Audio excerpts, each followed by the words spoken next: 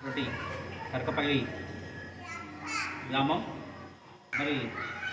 జన్పూర్ మండలానికి చెందినటువంటి వైనాగ లింగన్న అనేక సంఘాల్లో పనిచేసి రాష్ట్రస్థాయిగా పనిచేసిన వారు తెలంగాణ రజక రిజర్వేషన్ సమితి చేస్తున్నటువంటి అనేక కార్యక్రమాలని మరి వారు ఇన్స్పైర్ అయ్యి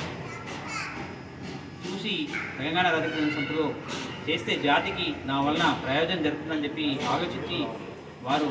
మరి తెలంగాణ రజక రిజర్వేషన్ సమితిని సంప్రదించడం జరిగింది. దానిలో భాగంగా రాష్ట్ర కమిటీ కూడా వారికి మరి చేసిన సేవల్ని గుర్తించి రాష్ట్ర కార్యవర్గ సభ్యులుగా నియమిస్తూ ఈరోజు వారికి ఉత్తర్వులు జారీ చేయడం జరిగింది. ఈ సందర్భంగా రాష్ట్రంలో ఉన్నటువంటి అనేక మంది యువత మరి సంఘాల్లో పనిచేసినటువంటి మేధావులు, విద్యావంతులు, వృత్తిదారులు, మరి మహిళలు,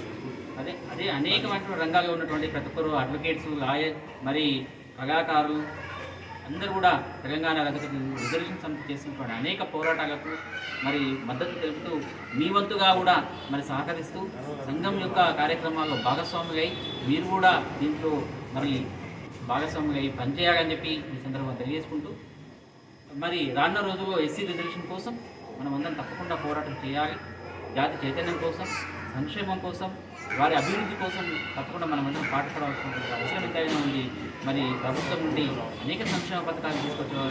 దిశగా మనం అందరం పోరాటం చేయాలని రాష్ట్రంలో ప్రతి నలుమూలల నుండి మరి తెలంగాణ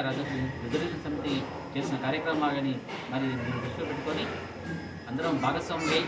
జాతి చైతన్యం కోసం పనిచేయాలని చెప్పి తెలియజేసుకుంటూ ఈ కార్యక్రమానికి ఈరోజు రాష్ట్ర అధికార ప్రతినిధి ముత్యాల నరసింహన్న గారు, అదేవిధంగా రాష్ట్ర కోశాధికారి ఊరుగంటి వెంకన్న గారు, అదేవిధంగా రాష్ట్ర యూత్ కార్యదర్శి మరి కుండ్రాతి రమేష్ గారు హాజరు కావడం జరిగింది. అదేవిధంగా మీ గోపి రజక రాష్ట్ర అధ్యక్షులు తెలంగాణ రజక రిజర్వేషన్.